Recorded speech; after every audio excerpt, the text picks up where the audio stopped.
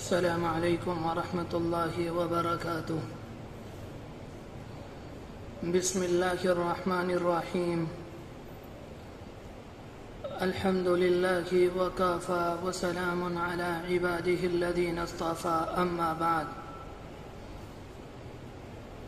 أعوذ بالله من الشيطان الرجيم. بسم الله الرحمن الرحيم. اقرأ باسم ربك الذي خلق خلق الإنسان من علق اقرأ وربك الأكرم الذي علم بالقلم علم الإنسان ما لم يعلم. وقال سبحانه وتعالى: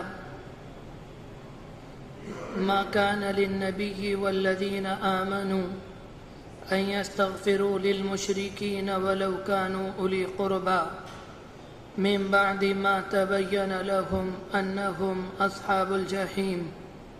صدق الله العظيم. وقد قال النبي صلى الله عليه وآله وسلم: الدين النصيحة، أو كما قال عليه الصلاة والسلام. بہت ہی عزت و احترام کے مستحق میرے بزرگوں، قابل قدر دینی اور ایمانی بھائیوں، یہ ربیع الاول کا مہینہ ہے۔ یہ وہ مہینہ ہے جس میں اللہ کے رسول علیہ الصلاۃ والسلام اس دنیا کے اندر تشریف لائے۔ آپ کے آنے سے پہلے آپ کے والد ماجد کا سایہ عاطفت آپ کے سر سے اٹھ چکا تھا۔ جب آپ دنیا کے اندر آئے اور آپ کی عمر تقریباً 6 سال ہوئی تو آپ کی والدہ کا بھی انتقال ہو گیا۔ اس کے بعد آپ نے اپنے دادا کے ساتھ رہنا شروع کیا۔ آپ کے دادا آپ سے بے پناہ محبت کرتے تھے، کسی بھی وقت آپ سے غافل نہ ہوتے تھے۔ عبد المطلب کا بیت اللہ کے صحن میں، بلکہ یہ کہا جائے بیت اللہ کے سائے میں ایک فرش تھا جس پر جا کر وہ بیٹھا کرتے تھے، تو وہ اللہ کے رسول علیہ السلام کو اپنے ساتھ لے کر جاتے اور بیت اللہ کے سائے میں اپنے فرش پر انہیں بٹھایا کرتے، آپ سے محبت کی باتیں کیا کرتے اور اللہ کے رسول کو دیکھ کر آپ کے والد کو یاد کیا کرتے تھے کہ اگر آج عبداللہ ہوتے تو اپنے بیٹے کو دیکھ کر کتنا خوش ہوتے۔ آپ کی عمر جب تقریباً 8 سال کو پہنچی تو دادا کا بھی انتقال ہو گیا۔ اس کے بعد آپ نے اپنے چچا کے ساتھ رہنا شروع کیا۔ یہ آپ کے حقیقی چچا، آپ کے والد کے حقیقی بھائی، یعنی ان کے والد عبداللہ اور ابو طالب دونوں کے ماں باپ ایک تھے۔ یہ آپ کے حقیقی چچا تھے۔ آپ نے ان کے ساتھ رہنا شروع کیا اور ابو طالب نے آپ سے بہت محبت کی۔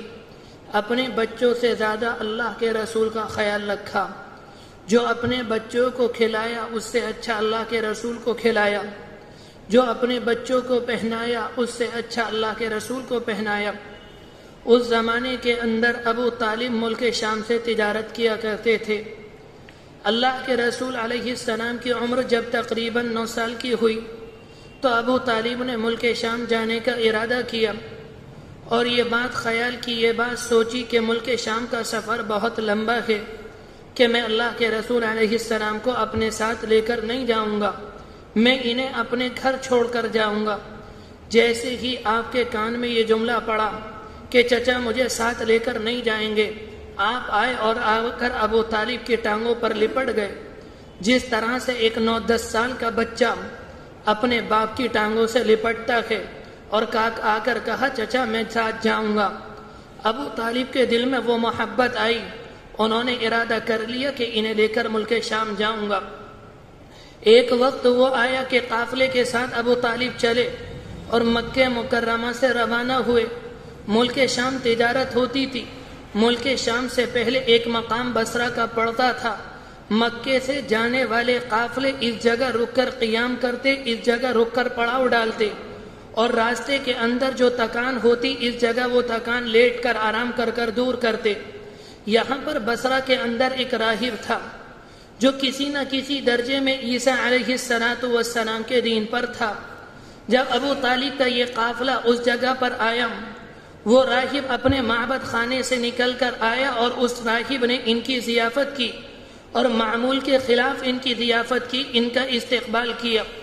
اس نے اللہ کے رسول علیہ السلام کو جب قافلے کے اندر دیکھا تو اس نے انجیل کے اندر نبی آخر الزماں کی جو ساری کی ساری علامتیں پڑھی تھیں، نشانیاں پڑھی، وہ ساری کی ساری اللہ کے رسول علیہ السلام کی ذات میں موجود پائیں۔ اس راہب نے اس موقع پر ابو سفیان سے کہا، یہ تمہارا کون ہے؟ انہوں نے کہا، یہ میرا بھتیجا ہے۔ تو اس راہب نے کہا، اس بچے کی عنقریب شان ہوگی، عجم اور عرب کے لوگ اس کی اتباع کریں گے، مشرق اور مغرب کے لوگ اس کی پیروی کریں گے۔ میری رائے یہ ہے اسے آپ اپنے ساتھ ملک شام لے کر نہ جائیں۔ اگر آپ اس بچے کو ملک شام لے گئے اور یہود نے ان علامتوں کے ذریعے پہچان لیا کہ یہ نبی آخر الزماں ہے تو ان کی جان کو خطرہ ہے۔ میری رائے یہ ہے کہ اللہ کے رسول علیہ السلام کو یہیں سے واپس کر دیں۔ اس موقع پر ابو سفیان نے اللہ کے رسول کو بصرہ سے مکہ مکرمہ روانہ کیا۔ اللہ کے رسول علیہ السلام کی نشو و نما ایک خاص طریقے پر ہوئی، معصومانہ طریقے پر ہوئی، محفوظ طریقے پر ہوئی۔ اللہ تبارک و تعالی نے ابتدا سے اپنے رسول کی جہالت کی نجاستوں اور خراب باتوں سے محفوظ کیا۔ یعنی اللہ کے رسول علیہ السلام جب نبی نہیں بنائے گئے تھے، آپ چھوٹے بچے تھے، آپ جھوٹ نہیں بولتے تھے، آپ اپنی آنکھوں کا غلط استعمال نہیں کرتے تھے، آپ لوگوں کی رشتہ داری کا خیال کرتے، جو کمزور لوگ ہوتے آپ ان کا سہارا بنتے۔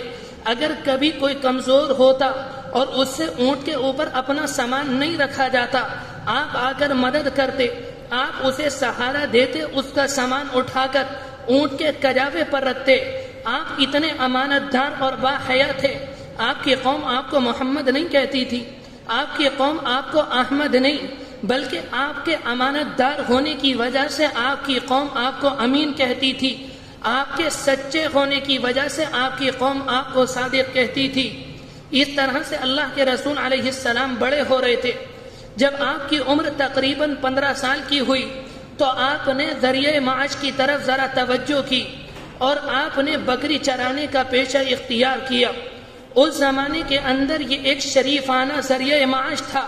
اللہ کے رسول علیہ السلام کو جب نبی بنا دیا گیا، اس کے بعد آپ نے صحابہ اکرام سے یہ بات ارشاد فرمائی تھی، یہ بکری چرانا انبیاء کی سنت ہے، اور اس دنیا کے اندر جتنے نبی آئے کوئی نبی ایسا نہیں جس نے بکری نہ چرائی ہو۔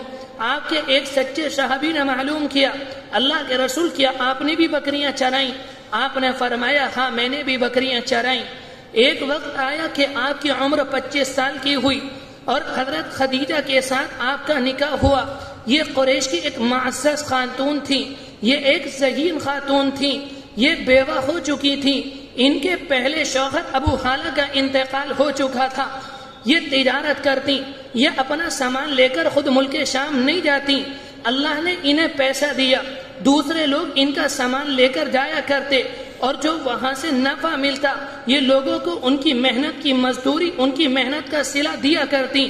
انہوں نے اللہ کے رسول کے بارے میں سنا کہ اللہ کے رسول امانت دار ہیں، اللہ کے رسول بہت زیادہ باحیا ہیں، اللہ کے رسول بہت زیادہ سچے، تو انہوں نے اس بات کی خواہش کی کہ اب کہ میرا سامان جب ملک شام جائے تو کوئی اور لے کر نہ جائے، بلکہ اللہ کے رسول علیہ السلام میرا سامان ملک شام لے کر جائیں۔ انہوں نے اپنے غلام کو اللہ کے رسول کے ساتھ کیا اور یہ بات کہی، اگر کہیں سامان اٹھانے کا موقع آئے تو انہیں سامان اٹھانے مت دینا، کہیں کام کرنے کا موقع آئے انہیں کام کرنے مت دینا، سارا کام تمہیں کرنا ہے اور تمہیں ان کے ساتھ رہنا ہے۔ ان کی جو عجیب و غریب باتیں تم وہاں دیکھو، جو واقعات تمہیں نظر آئے، وہ سارے کے سارے مجھے آ کے بتانا۔ ایک وقت وہ آیا، اللہ کے رسول واپس آئے، غلام نے جا کر حضرت خدیجہ کو یہ بات بتائی، یہ بہت زیادہ سچے ہیں، یہ بہت زیادہ امانت دار ہیں، یہ جب کوئی بات کہتے ہیں پکی کہتے ہیں، یہ کسی کو دھوکہ نہیں دیکھے۔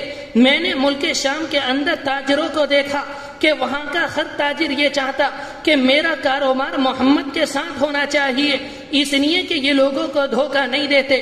جب انہوں نے یہ بات بتائی تو حضرت خدیجۃ الکبریٰ نے اپنے نکاح کی خواہش خود کی کہ میرا نکاح اللہ کے رسول کے پاس آئے۔ انہوں نے آپ کے چچا کو یہ پیغام بھیجا اور آپ کے چچا نے یہ پیغام اللہ کے رسول کو پہنچایا اور ابو طالب نے آپ کا نکاح پڑھایا۔ اس طرح سے دونوں کی شادی ہوئی۔ ایک وقت آیا کہ اللہ کے رسول علیہ السلام کی عمر تقریباً 35 سال کی ہوئی۔ قریش نے ارادہ کیا کہ بیت اللہ کی چھت گر چکی ہے، بیت اللہ کی دیواریں پھٹنے لگی۔ اس زمانے میں بیت اللہ مٹی کے گارے سے بنا ہوا نہیں تھا بلکہ پتھر کے اوپر پتھر رکھ دیے گئے تھے۔ اس طرح سے بیت اللہ بنا ہوا تھا۔ لوگوں نے ارادہ کیا اور بیت اللہ کے پتھر اٹھا کر رکھے۔ بیت اللہ کی دوبارہ تعمیر کی گئی۔ جب تعمیر اتنی اوپر آ گئی، جس جگہ حجر اسود کو رکھا جاتا ہے، لوگوں کے اندر اختلاف ہو گیا، لوگوں کے اندر جھگڑے کی کیفیت ہو گئی۔ ہر قبیلہ یہ چاہتا تھا کہ اس پتھر کو اپنے ہاتھ سے ہم رکھیں گے۔ یہ اتنا فساد ہوا۔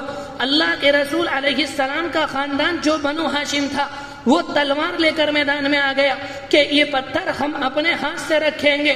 ایک قبیلے نے، بنو عبدالدار نے بکری کا بچہ ذبح کیا اور اس کا خون ایک پیالے کے اندر جمع کیا، اور انہوں نے ایک دوسرے قبیلے سے جس کا نام بنو عدی ہے اس بات پر معاہدہ کیا۔ دونوں نے اپنا ہاتھ ملایا اور ہاتھ ملانے کے ساتھ اپنے ہاتھ خون کے پیالے کے اندر لے گئے اور یہ بات طے کی کہ مرتے دم تک تم ہمارا ساتھ دو گے، ہم تمہارا ساتھ دیں گے۔ بیت اللہ کے اندر یہ پتھر ہم اپنے ہاتھ سے رکھیں گے، دوسرے کو پتھر رکھنے نہیں دیں گے۔ اس طرح کا اختلاف پیدا ہو گیا۔ آخر میں یہ بات طے پائی، جو کل میں مدینے میں مسجد حرم کے اندر سب سے پہلے آئے گا وہ لوگوں کے درمیان فیصلہ کرے گا۔ اللہ کا کرنا یہ ہوا کہ اللہ کے رسول علیہ السلام سب سے پہلے آئے۔ جب آپ آئے، لوگوں نے کہا ھذا محمد، ھذا الامین، ھذا الصدیق رضینا، یہ محمد ہیں، یہ امانت دار ہیں، یہ سچے ہیں، یہ جو فیصلہ کریں گے ہم ان کے فیصلے پر راضی ہیں۔ آپ نے چادر منگائی اور اپنے ہاتھ سے اٹھا کر حجر اسود کو چادر کے اوپر رکھا، اور اس موقع پر جتنے قبیلے کے لوگ موجود تھے آپ نے کہا ہر قبیلے کا بڑا آدمی، ہر قبیلے کا سردار، ہر قبیلے کا معزز آدمی چادر کا کنارہ پکڑ لے۔ سب نے پکڑ کر چادر اٹھائی۔ اس طرح سے اللہ کے رسول علیہ السلام نے اپنی ذہانت سے سارے قبیلے کے لوگوں کو حجر اسود کے رکھنے میں شریک کیا۔ جب وہ پتھر اٹھ کر اوپر آ گیا، آپ نے اپنے ہاتھ سے اٹھا کر اس کو اس جگہ پر رکھ دیا۔ اس طرح سے آپ نے اپنی ذہانت سے، آپ نے اپنی تدبیر سے ایک بہت بڑے فتنے کا سدباب کیا۔ ایک وقت وہ آیا کہ اللہ کے رسول علیہ السلام کی عمر تقریباً 40 سال کی ہوئی۔ آپ نے صحابہ اکرام سے یہ بات خود بیان کی، جب میری عمر تقریباً 40 سال کی ہو گئی، مجھے ایسا معلوم ہوتا غیب سے کوئی آواز آتی ہے، غیب سے کوئی چیز میری رہنمائی کرتی ہے، غیب کی کوئی آواز ہے جو مجھے چلا رہی ہے۔ آپ خود بیان کرتے، مکے میں لوگوں میں میرا دل نہیں لگتا، گھر کے اندر میرا دل نہیں لگتا تھا، میرا گھر کے اندر دل نہیں لگتا تھا، مجھے تنہائی پسند تھی، میں مکہ مکرمہ سے نکل کر چلا جاتا۔ آپ نے فرمایا میں اتنی دور چلا جاتا، اتنی دور، شہر کے مکانات میری نظروں سے اوجھل ہو جاتے۔ آپ غار حرا کے اندر جاتے اور وہاں جا کر ابراہیمی طریقے پر اللہ کی عبادت کرتے۔ آپ غار حرا کے اندر تھے، اللہ کا فرشتہ آیا اور اس نے آ کر کہا اقرا اے پیغمبر پڑھیے۔ آپ نے کہا ما انا بقاری، میں پڑھا ہوا نہیں ہوں۔ آپ نے فرمایا فرشتے نے مجھے پکڑا، اس زور سے دبایا کہ میری طاقت جواب دے گئی، اس نے مجھے چھوڑ دیا۔ اس نے پھر یہ بات کہی پڑھیے، میں نے کہا میں پڑھا ہوا نہیں ہوں۔ اس نے دوبارہ دبایا، تیسری مرتبہ اس نے پھر دبایا اور اس نے قرآن مجید کی 5 آیتیں پڑھی، اقرأ بسم ربک الذی خلق، اور اس کے بعد وہ فرشتہ چلا گیا۔ آپ نے فرمایا میں ڈر رہا تھا، میں گھبرا رہا تھا، اس سے پہلے میں نے فرشتوں کو نہیں دیکھا تھا، میں نے نبیوں کے واقعات نہیں سنے تھے، یہ میرے ساتھ پہلی بار ہوا۔ میں اپنے گھر واپس آیا، حدیث شریف کے الفاظ ہیں، آپ کا دل دھڑک رہا تھا، آپ کا شانہ کانپ رہا تھا، آپ کا جسم کا رواں رواں کھڑا تھا۔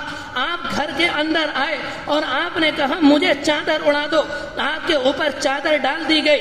کچھ دیر میں آپ کو سکون ہوا، آپ کی بیوی نے آپ سے معلوم کیا، آپ نے ساری حقیقت، سارا ماجرا بیان کیا۔ اس موقع پر حضرت خدیجہ نے آپ کو تسلی دی اور یہ بات کہی، کلا واللہ ما یخزیک اللہ ابدا، اے اللہ کے رسول، اللہ آپ کو ضائع نہیں کرے گا، اللہ آپ کو ذلیل نہیں کرے گا، اللہ آپ کو رسوا نہیں کرے گا۔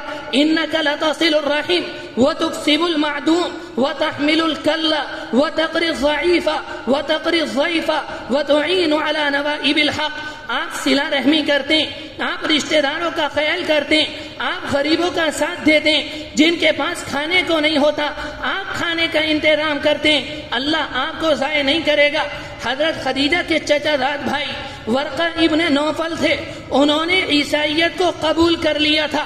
اس زمانے میں وہ عبرانی زبان جانتے، وہ سریانی زبان جانتے۔ انجیل جب نازل ہوئی یہ عربی زبان میں نہیں تھی، یہ ورقہ ابن نوفل اس زمانے میں عالم تھے، یہ انجیل کا عربی زبان میں ترجمہ کرتے اور لوگوں کو انجیل سناتے۔ وہ اللہ کے رسول کو ان کے پاس لے کر آئیں اور آپ نے اپنا سارا واقعہ ورقہ ابن نوفل کے سامنے بیان کیا۔ اس موقع پر ورقہ ابن نوفل نے یہ بات کہی، ھذا الناموس الذی نزل اللہ علی موسیٰ، یہ تو وہی فرشتہ تھا جو اللہ نے موسیٰ کے اوپر نازل کیا۔ پھر ورقہ ابن نوفل نے آپ سے یہ بات کہی، ایک وقت آئے گا آپ کی قوم آپ کو گالیاں دے گی، آپ کی قوم آپ کو پریشان کرے گی، آپ کی قوم آپ کو تنگ کرے گی، آپ کی قوم آپ کو نکال کر آپ کے علاقے سے باہر کر دے گی۔ اللہ کے رسول کو تعجب ہو رہا تھا، کیونکہ اللہ کے رسول قوم کے اندر، سماج کے اندر اپنے مقام سے واقف تھے۔ آپ تو سمجھ رہے تھے یہ تو مجھے امین کہتے ہیں، یہ تو مجھے صادق کہتے ہیں، یہ مجھے کہتے نکال دیں گے۔ آپ نے تعجب کے ساتھ معلوم کیا، اب مخرجیہم، کیا لوگ مجھے نکال کر باہر کر دیں گے؟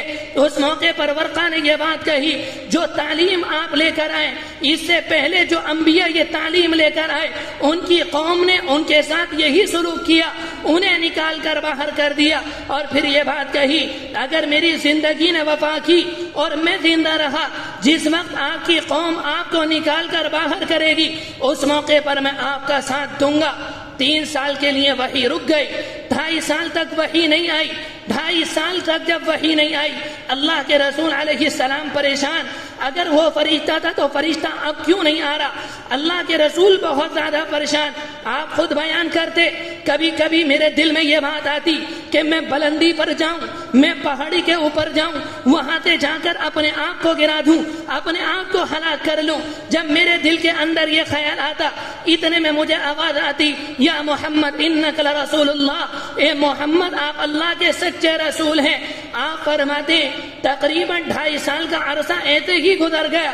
ایک دن میں جا رہا تھا، بینما انا امشی اذ سمعت صوتا من السماء، اچانک میں نے آسمان سے ایک آواز کو سنا، فرفعت بصری، میں نے اپنی نگاہیں آسمان کی طرف کی، فاذا الملک الذی جاءنی بحرا، میں نے دیکھا کہ وہی فرشتہ ہے جو میرے پاس غار حرا میں آیا تھا، جالس علی الکرسی بین السماء والارض، ایک کرسی پر بیٹھا ہوا ہے جو زمین اور آسمان کے درمیان ہے، اس نے اپنے پیچھے کی دنیا کو چھپا لیا ہے۔ فرعبت من، میں اسے دیکھ کر گھبرا گیا، فرجعت، میں لوٹ کر گھر آیا، فیقول ذنبلونی ذنبلونی، میں نے اپنے گھر آ کر کہا مجھے اپنی جان کے اوپر خطرہ ہے، میرے اوپر چادر ڈال دو، میرے اوپر چادر ڈال دی گئی۔